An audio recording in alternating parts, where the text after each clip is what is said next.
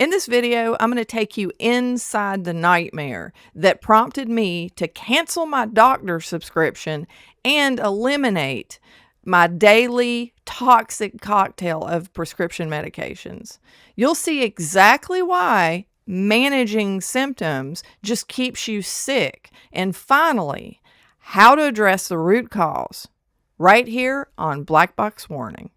I've got a lot to say, can't hold it in this time. Got no filter, I got no filter. No filter, I got no filter. No filter, I got no filter. No filter, I got no filter. To understand why I got rid of my doctor, you have to understand that for a long time, I thought that I had the code cracked.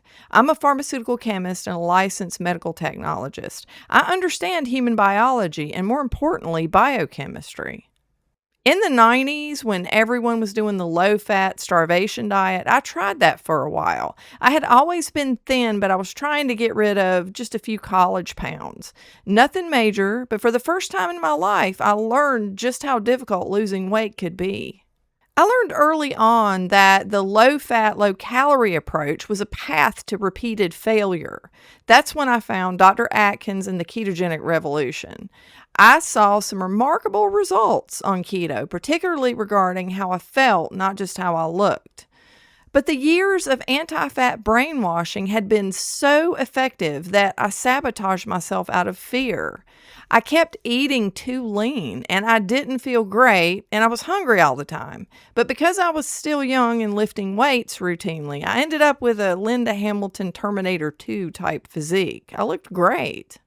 I got the look, but it was impossible to maintain. I was starving all the time, and I had food addictions that I never really addressed. And biology is complicated, and trauma changes everything. In my early 30s, I was hit with a double whammy. First, I was drugged with GHB, which is gamma hydroxybutyric acid. It's a central nervous system depressant that creates a chemically induced amnesia. After being rendered unconscious, I was assaulted. But because of the drug, I have absolutely zero memory of the time surrounding that event. While a few vague, muted snapshots, blurred and horrifying, did make an eventual appearance, that was all. My memory never fully returned. Then shortly after all of that, I survived a particularly violent motorcycle accident. I went through the back windshield of a car and landed in the driver's lap. I was only out for under a minute, but when I came to, I crawled out over broken glass the way that I had come in.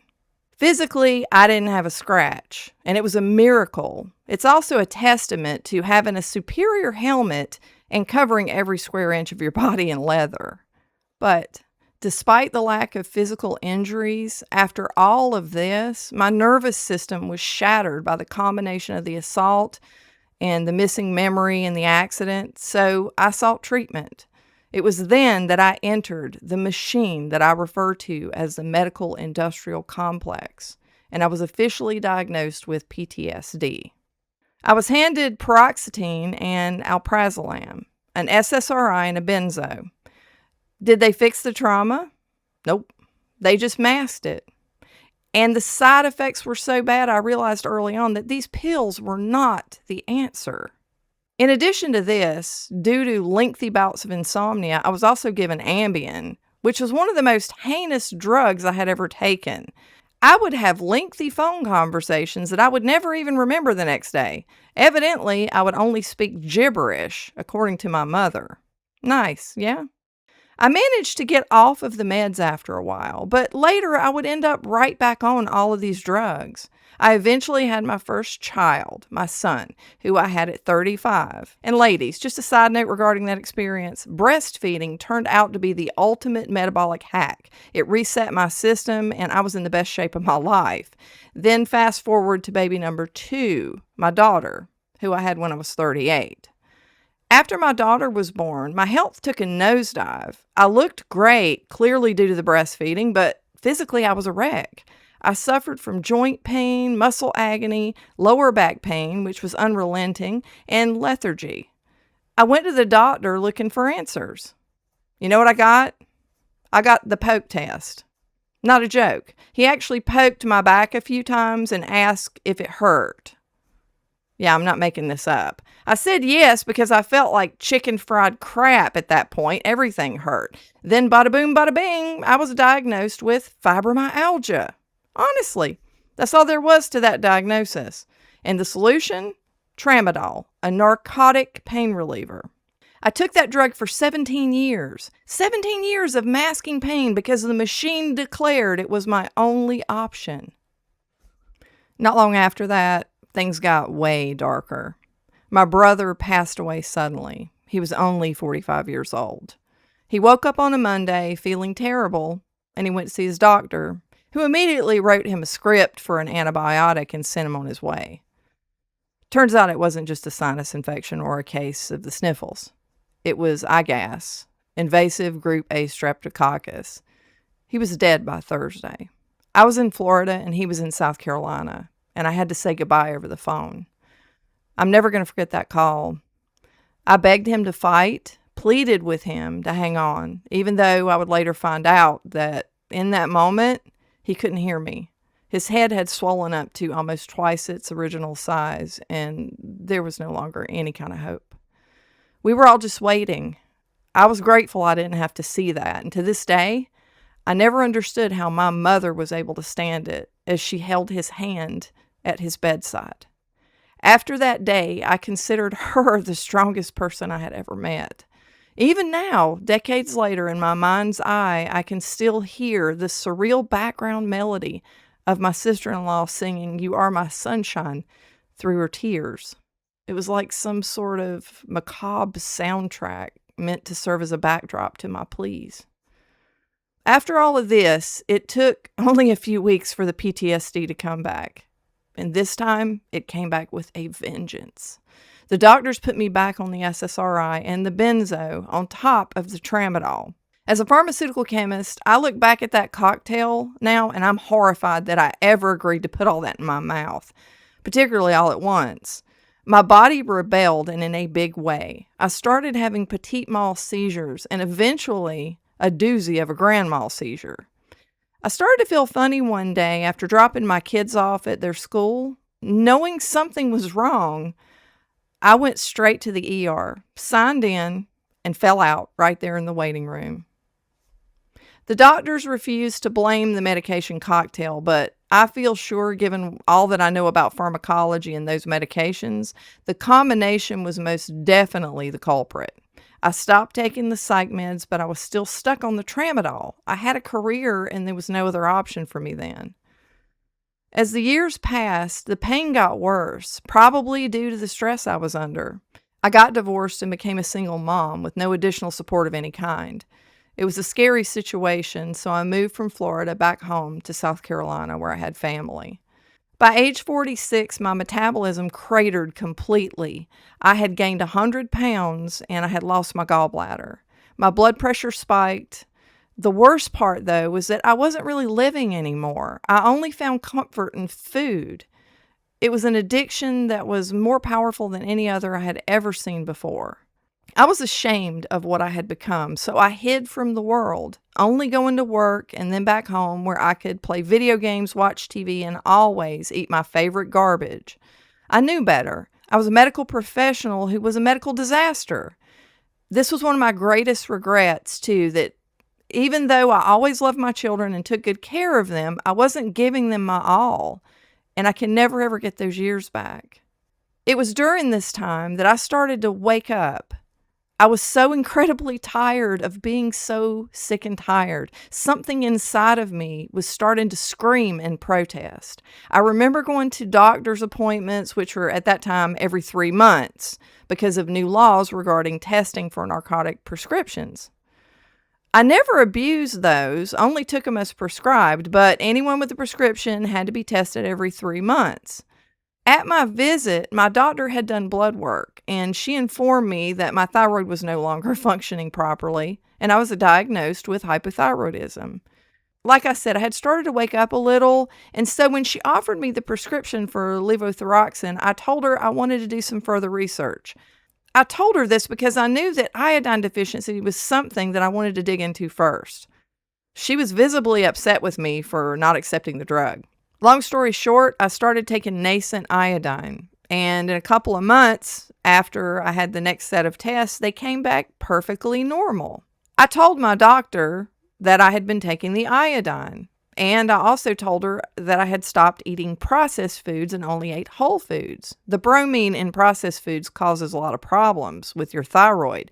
It's a halogen, and when you don't have iodine, it gets used and it's like running on bad gas. She got visibly angry with me, very angry with me. Watching her get angry after I told her my condition had improved was startling, but not as startling as when she cried out as if I had just told her I had drank a glass of gasoline. She screamed, "You can't! Iodine is toxic!" I was flabbergasted. I couldn't do anything but stare at her in utter disbelief. And then I started scanning the walls to try to find a copy of her medical degree, which I figured was non-existent at this point, given the comment that she had made.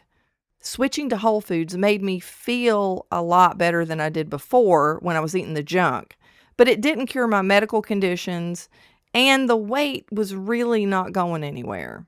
So then I remembered my experience with the keto diet, and so I hopped right back on that train. While I was on keto, my doctor's visits became more turbulent as my cholesterol values were always a source of friction. I repeatedly rejected the statins, and she eventually threatened to no longer treat me. Imagine that. I was paying her to threaten me, as if she didn't work for me. At this point, this absolutely horrendous woman was getting on the very last and excruciatingly painful nerve I had left. Now, keto was successful for weight loss. In fact, I lost about half of the weight that I needed to lose. But sadly, history repeated itself, even though I knew better. Clean keto quickly turned dirty, and the processed keto snacks and keto-friendly junk food crept back in, and ultimately, a good chunk of the weight that I had lost came back. Now, even though the keto experience before the dirty phase helped a lot with weight, it still didn't correct my medical issues. Also, around this same time, I developed a horrible case of indigestion that was so bad it scared the crap out of me. It was awful. I felt like I was being stabbed center mass. So naturally, I thought I was suffering from a cardiac event. Now, this issue was likely due to the increased amount of ibuprofen I had been sucking down for various dental procedures I had to have over several months. It just obliterated my stomach. So back to the doctor again and again, no root cause, just a script, pantoprazole, which evidently I was supposed to take forever. But fast forward to the final breaking point. The day after Thanksgiving in 2022, when I woke up with excruciating hip pain. It was so bad that I ended up in the emergency room where I spent 8 long, grueling hours and wasted $5,000 and got nothing in return. Despite all the sophisticated technological testing that they did, they just wasted my money. They didn't see anything. Said, maybe it's inflammation. Here's a steroid prescription. I found out later it was an IT band disorder, and that was what was causing the hip pain. Again, no root cause as to why for resolution, just symptom mitigation via yet another prescription of steroids. Something happened in that ER before and after I was seen. I scanned the room and saw nothing but desperation and sickness, young and old, and almost everyone in the room with me was obese and significantly so, just like me. I started to become really angry. I was 55 years old, taking a pile of drugs for conditions that no one had any idea how to resolve, and most of the drugs even caused additional medical issues. When there were no answers found and $5,000 was just flushed down the toilet, I reached a near boiling point. I experienced a certainty at that moment. I knew there was something inherently wrong. I wasn't sure exactly what, but I knew that I had to get to the bottom of it. So I went home, I popped open my laptop, and I started researching. Just a simple search at first on general inflammation. In the medical literature, all I found were definitions of what inflammation was, but nothing to indicate why everyone was so damn inflamed. But I kept searching and happened upon something so basic, I was floored that I had never thought of it before. I stopped listening to the standard of care that has ruined all of us and started listening to people like Anthony Chaffee, Ken Berry, and Sean Baker. Their advice sounded crazy and made perfect sense all at the same time. Turns out, plants have a lot of toxins in them. And those toxins can cause a lot of inflammation. It was my last hope. I decided to try the carnivore diet. So I began with the lion diet, just beef, salt, and water. And here's what happened. After 3 days, my indigestion was completely gone. The hip pain? Gone. My lower back pain I suffered from for years was gone. And I slept through the night and woke up with incredible energy at 5 a.m. without an alarm clock. After 1 week, my brain fog completely lifted and I had the most amazing mental clarity. I'm a writer, and suddenly sequels to books that I had published in 2008 were pouring out of me. From weeks 3 to weeks 5, this is a big one. One day, I realized that I hadn't taken any tramadol, a drug that I had to take 2 to 3 times a day or I was miserable from joint and muscle pain. I didn't take it the next day or the day after that. The 17-year dependency was ended. I had zero pain. At some point, I noticed that my gums weren't bleeding anymore, and the PTSD, well, it's like the volume knob was turned down so far that I only had a faint echo of some of the past trauma that I had lived with for so long. I don't get anxious anymore. I just handle life. It's been over 3 years since that ER visit and my transition to carnivore. I never had to see my doctor again, and that is one of the best things about this diet.